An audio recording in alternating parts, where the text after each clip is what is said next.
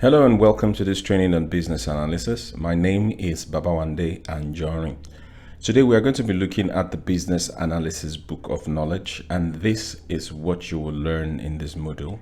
We'll be looking at the purpose of the BAPOC guide. We'll try to understand why the BAPOC guide was actually created and the purpose of it. We'll also be looking at the structure of BAPOC and of course try to understand key concepts. One of the concepts we're going to be talking about majorly for this particular module will be the business analysis core concept module. We'll look at these topic areas for BAPOC and then continue our conversations probably in another video. But for this module, we'll start first of all with the purpose, understanding the purpose of the BAPOC guide. Again, BAPOC is a business analysis body of knowledge, and it is created by the governing body, that is the International Business Analysis Association, IIBA, to define the profession of business analysis and to provide a set of commonly accepted practices that will be recognized globally by practitioners of this profession. It also helps practitioners discuss and define the skills necessary to effectively perform business analysis work.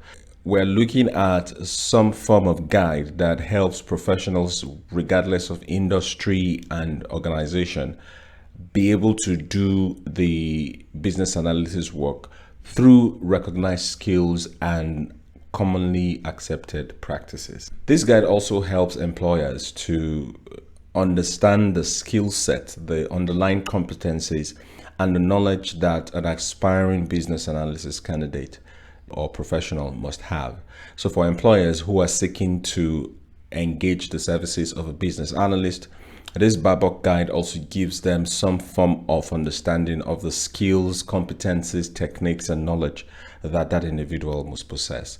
So BAPOC in itself is a guide. Remember again, it is a reference tool and not a cookbook. As we go along, we'll begin to look at the definitions of BAPOC and look at the structure of the BAPOC body of knowledge in itself to understand the basic ideas around the key concepts and of course give us a general overview of those practices that are relevant to the business analysis profession. So again, because it's a recognized global standard, what it does is that professionals, regardless of their industry or organization, are able to operate and work within 6 core knowledge areas that will describe skills and deliverables, techniques and tasks that are required for you to be able to deliver across those 6 knowledge areas. We are going to be talking about each and every one of these knowledge areas as we go along. And of course, we're going to be looking straight away now at the structure of BAPOC.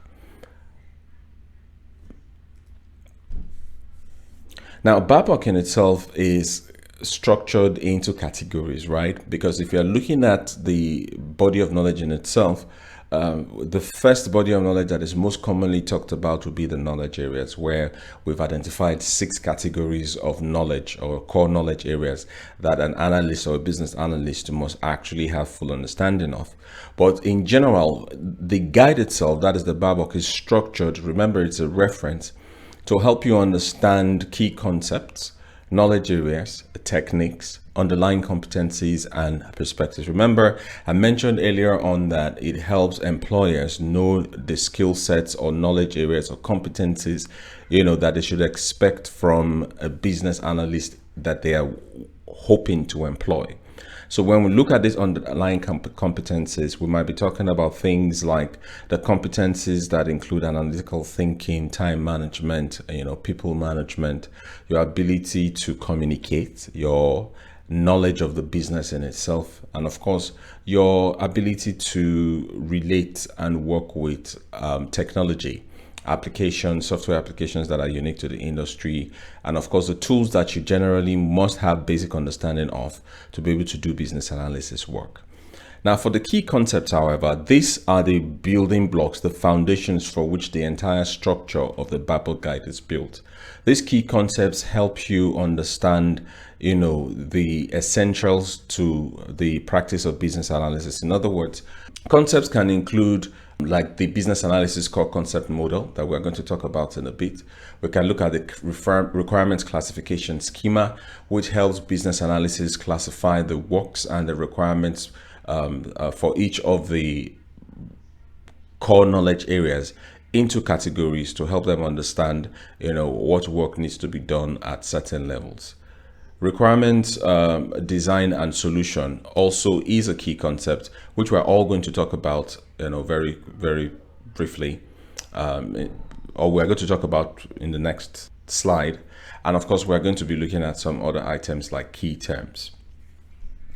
The knowledge area, like I mentioned earlier, for BABOK is structured again around 6 core concepts that covers the tasks and techniques involved in business analysis for each of these areas.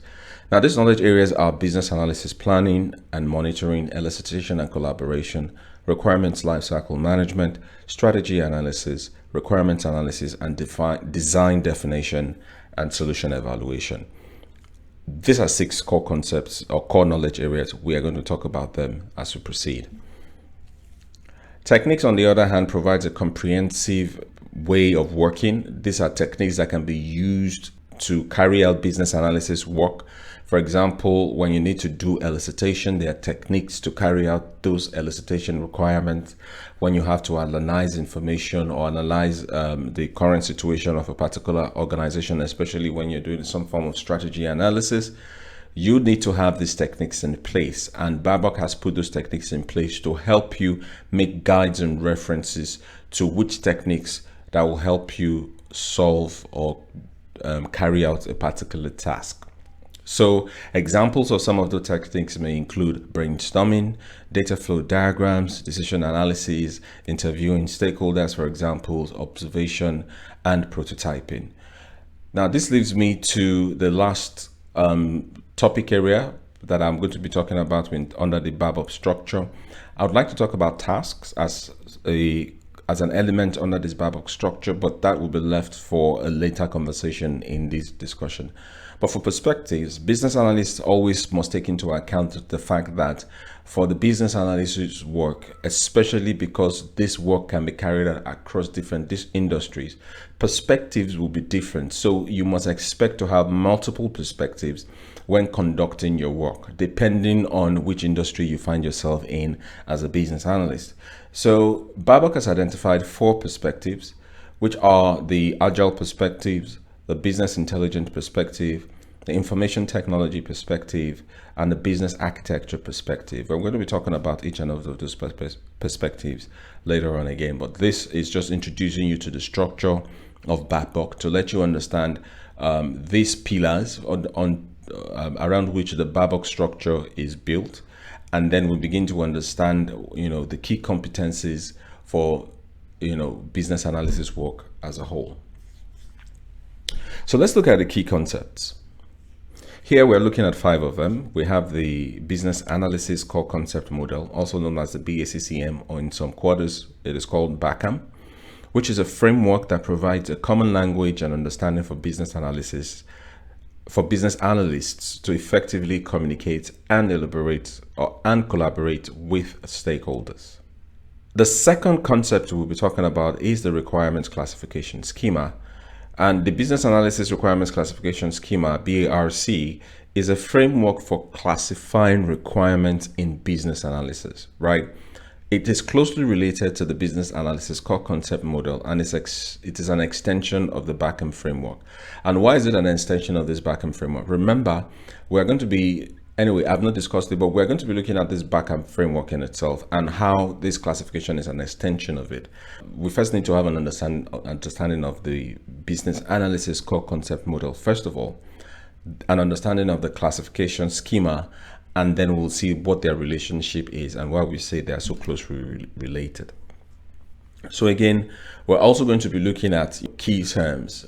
These are common terminologies or technical or industry specific terminologies that you will find commonly, regardless of your approach or methodology, across industries, across organizations for business analysis work. We're going to be looking at a list of them, maybe not an exhaustive list or an inclusive list, but we'll take a look at some, commonly used key terms. We'll also be talking about requirements and design as a key concept.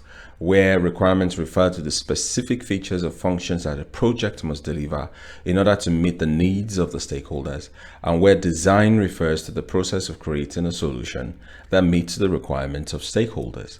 Stakeholders are very, very critical here. In fact, if you remember in the previous slide, when we were looking at the concepts and the structure of BABOK, it is important to understand that the philosophy behind business analysis work is that this work is made to solve human problems.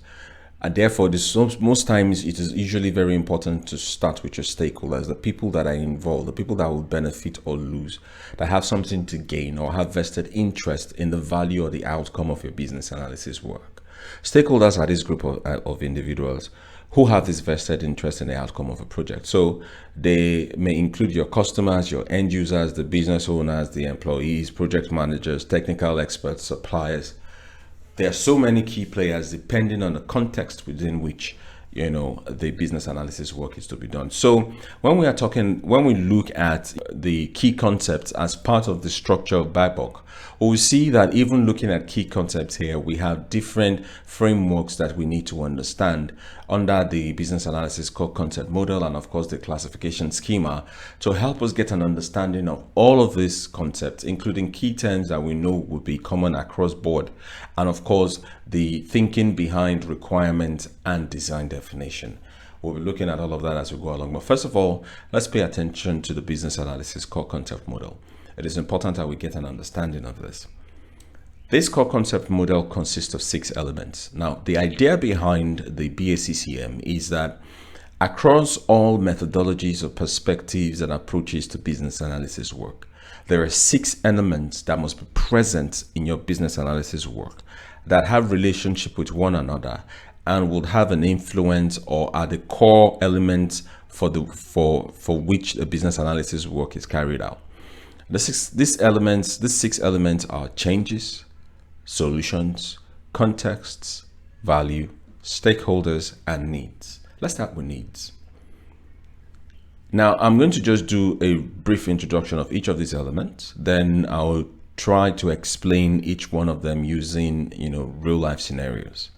Needs, for example, this element of the BACCM refers to the requirements or capabilities that must be met in order to address the problem or opportunity. So a problem has been identified, which has created a need, or an opportunity has been identified, which has created a need.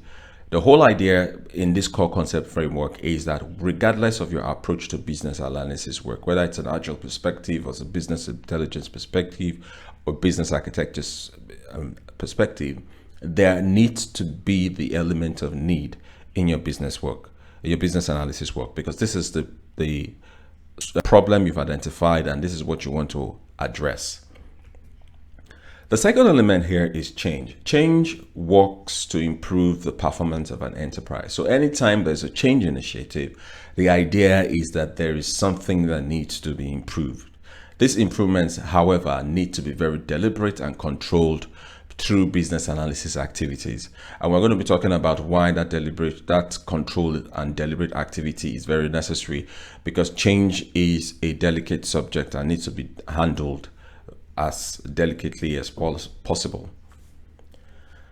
The next element is value. This element of the BACCM refers to the benefits or outcomes that are expected from addressing the problem or opportunity. In other words, there needs to be some value that should come out of the business analysis work. And let me state here that every single element that you see within the business analysis core concept is indicative of the fact that every single one is interrelated. The changes can be influenced by value, value can be influenced by solutions, solutions by stakeholders, stakeholders by contexts, and all of these elements need to be fully understood within the context for which the business analysis work is done. Therefore, your understanding of your needs will help you define the proper type of solution, which eventually will give a proper type of value. Same thing when stakeholders request for a change. You need to understand the context with which they are looking at that change and be able to find out how effectively the value within that context will meet the stakeholders' expectations. So again, if we talk about stakeholders, these again are the group of people that have vested interest in the problem that has been identified or in the opportunity that needs to be utilized. But context in itself speaks to the broader environment in which the business operates. And of course, when we get to the point where we start using real life examples, I'm sure that will be a little bit clearer in terms of context. Solutions, however, are the element of the BACCM that refers to the options or recommendations for addressing the problem or the opportunity. Usually, these core concepts explains or supports the fact that you must have options for solutions in as much as you can control, the situations or the context for the solutions as it may be. But you must have options and recommendations for addressing a particular problem. And the whole idea is that you should be able to pick or select the most effective or the most efficient of those solutions. So now let's look at each element again, but this time around, making reference to a real life scenario. In this case, we're going to be looking at a bakery as an example. So every time we talked about needs, remember we've talked about it as capabilities that must be met in order to address an underlying problem or opportunity. Usually, these requirements are expressed in business terms, and they are usually high level, because what they do is to frame the overall context of the scope for that project and the initiative, and there are advantages to that. But let's look at this example. So let's consider a bakery business that is struggling to meet customer demand for its specialty bread. So this bakery makes specialty breads, but the need in this case might be expressed as follows. We need to increase our production capacity for specialty breads in order to meet customer demand and remain competitive in the market. So what this is saying is that we've identified the fact that our customers like our specialty breads, but as we stand as a bakery business, we're unable to meet all of our customers' demand. So if we're expressing this as a high-level business requirement, the need may be expressed as we need to increase our production capacity for specialty breads in order to meet customer demand and remain competitive in the market. So this statement, again, like I mentioned, is at a high level. It has captured the driving need for the change. And of course, it does the following. Because we have captured the need, what is driving the need for change, and we already have it at a high level. Usually what I like to do is within that high level statement for the requirement, I like to look for the verbs. Here we say we need to increase our production capacity for specialty goods in order to meet customer demand and remain competitive in the market.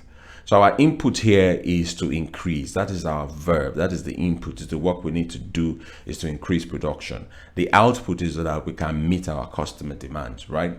So putting this in this context, writing a statement that captures high-level business requirement, exposes or shows us the need that is driving the change. And of course, it does the following. It sets the context and the scope for the project or initiative that will follow. In other words, you know what is within the scope of the project and what is outside the scope of the project. In this particular instance, we're making reference to specialty breads. And what this is telling us is that because we're making reference to these specialty breads, the scope of this project does not include other baked goods. For this purpose, we are only looking for how we can increase our production capacity for specialty breads. So this also makes sure that everyone else involved in the project is aligned around a common goal. So when we express needs, especially within this business analysis core concept model, it is very critical for us to understand the high level requirements, identify what needs to be done, which in this case I usually like to do with the action word. So that when you start with this clear expression of the high level need, you as a business analyst will be setting yourself up for success and ensuring that you are focused on the right priorities from the outset. Let's talk about change. We already know that anything that is a change initiative is always targeted at performance improvement within an enterprise, right? We know that these enterprise improvements or initiatives need to be deliberate and controlled through business analysis activities. We know that changes and needs are very, very closely related, because sometimes changes can cause needs and needs can also trigger changes. However, both needs and changes are both motivations for stakeholders. Now, we need to ask certain questions when we're looking at change, right? Because we know that because we want to initiate a change, we also know that that must include performance. So we must want to look at what kind of change. The questions to ask will be, what kind of changes are we initiating? What kind of changes are we looking at doing? And we also want to understand whether the changes that we are initiating are needed to satisfy the needs and realize the potential value for the solution. Again, you see that we've mentioned two of the elements of the BACCM within the statement for the question for needs. First of all, is it that this change that we are initiating, will it satisfy one, the identified need? Remember, the need is an element within the BACCM framework, and also to realize potential value. Remember again, value is within the potential, it's within the BACCM framework. These are some of the questions you want to ask. So what needs to improve generally? Do we really need to change, or we need to improve? If we're improving, is that going to mean that we're improving processes, or we are going to rewrite processes completely? So some questions need to be asked, especially when you are thinking about starting a change initiative.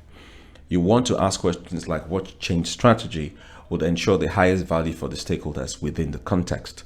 Remember again, your stakeholders are a group of individuals, and they will be in different small groups. So customers or end users are a separate group. The business owners are a separate group. Government agencies as regulators are a separate group. Suppliers are a separate group. Your employees are a separate group, all right? So looking at the different types of changes that may be available, you may want to screenshot here or pause to take in these different types of changes. They're just listing the different types of changes here. What I've just done here is to list them and talk a little bit about them. For example, like a technology change. This type of change may involve the implementation of new hardware, software, or systems, and may require changes to business processes or workflows. In one of my organizations that I worked with previously, which was a telco company, there was a need for us to change our CRM tool.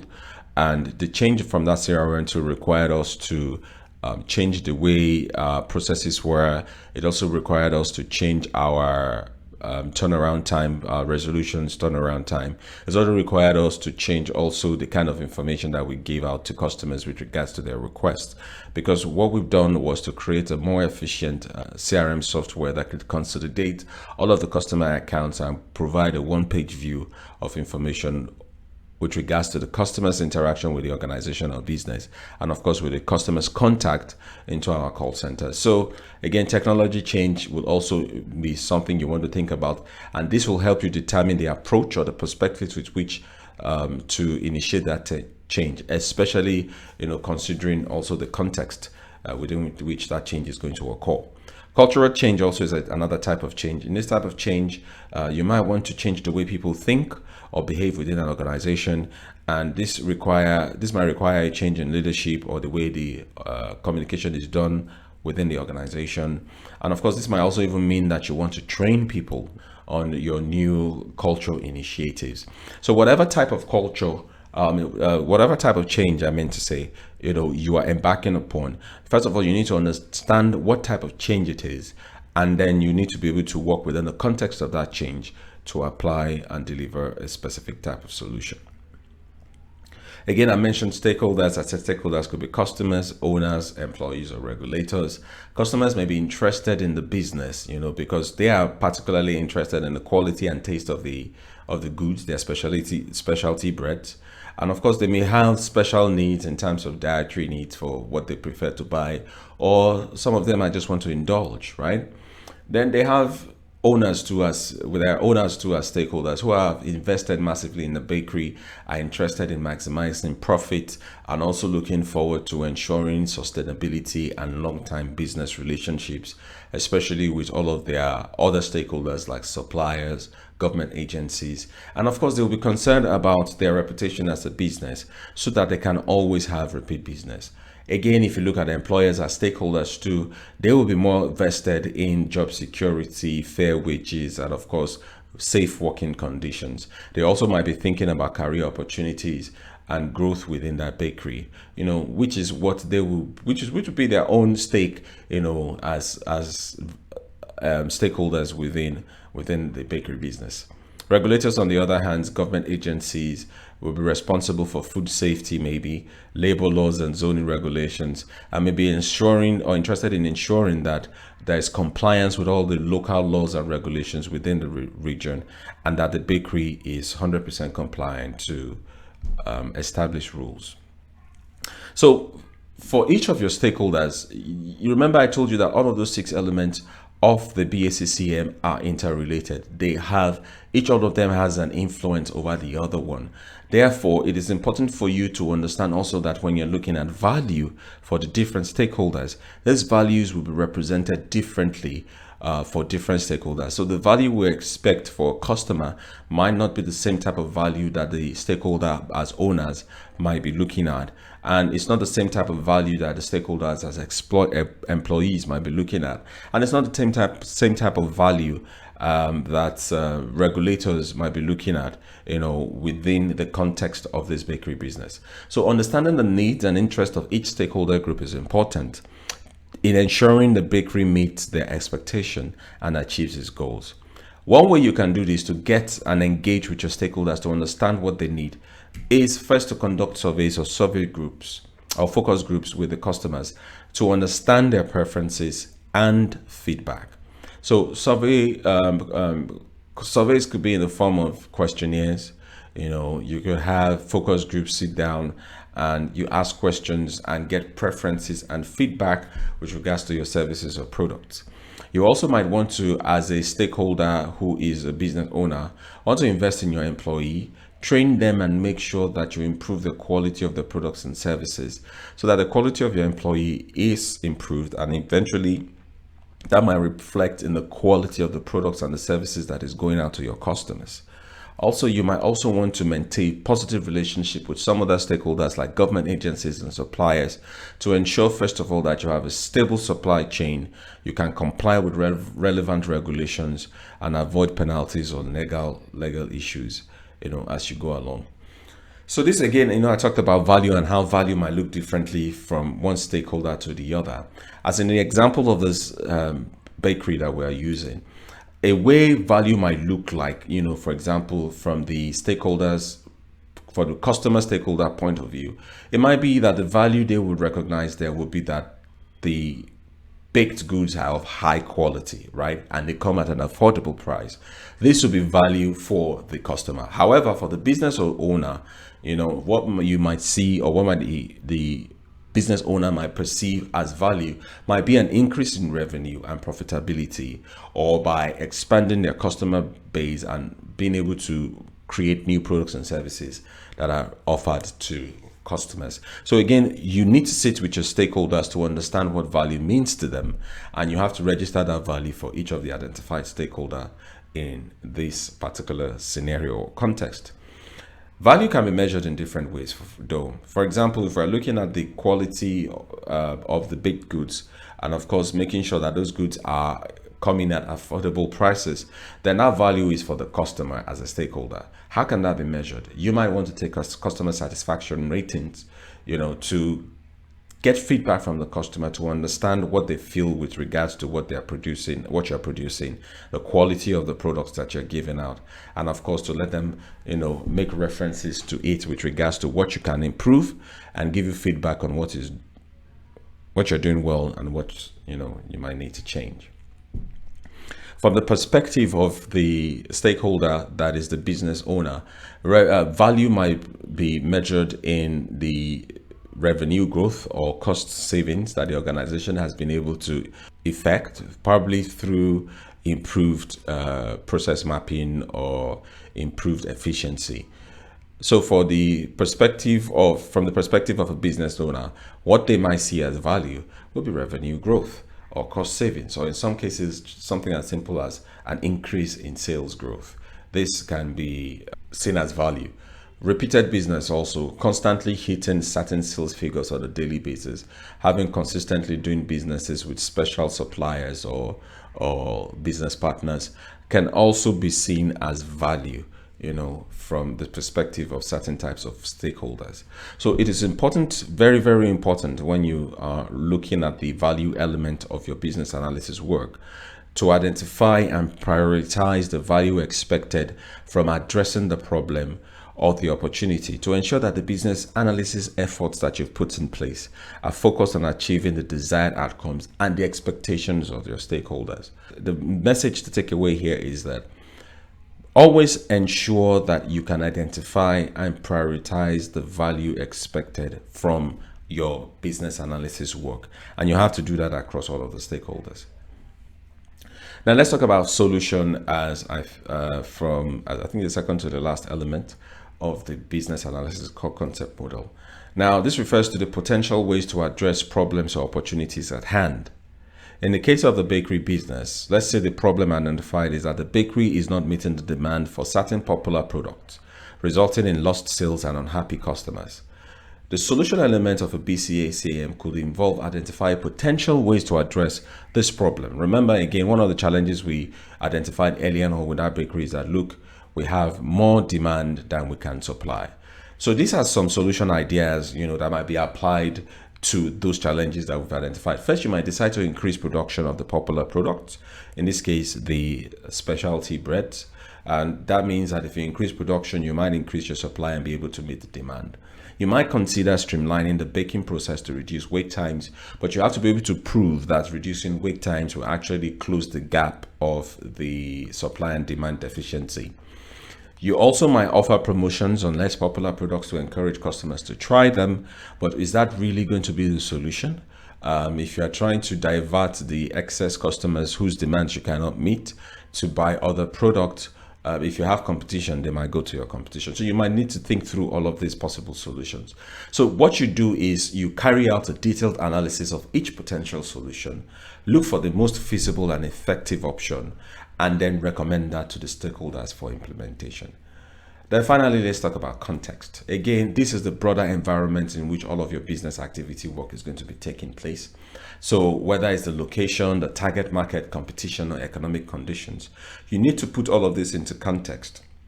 For example, for location here, if the bakery is located in an area with a high demand for specialty cakes, the requirement for the bakery's product offerings and production processes may be different than if it is located in an area with a high demand for bread. Target market, on the other hand, might be the market you are looking at for your type of product. So you have a group of people you are targeting, for example, in this case, maybe health conscious customers who have special dietary requirements for the products that you produce. And you might have that different target market, which means that because you are targeting them, you might need to reimagine your bakery product to target your specific market. So if you're doing it for health conscious customers, you might have products for them, and you might also have products for customers who prioritize taste and indulgence over health consciousness. You need to consider your competitive landscape too. I mean, as part of the context for your solutions or for engaging with the problems. So you need to look at what your products are in the market. How are they competing with rival products? And also you want to look at what can be your differentiating factor or your unique propositions that can separate you from the market. So all of this needs to be looked at, including whether your business is operating within a recession. As for the case of economic conditions, you want to look at pricing and cost management and look at the strategies that can help you maintain the highest profits with the minimum overhead costs. So by considering the broader context in which your bakery operates, business analysts can develop more effective solutions for addressing the problem or the opportunity. So what we've done so far is that we've looked at the business analysis book of knowledge as a guide. We've tried to understand the purpose of that guide.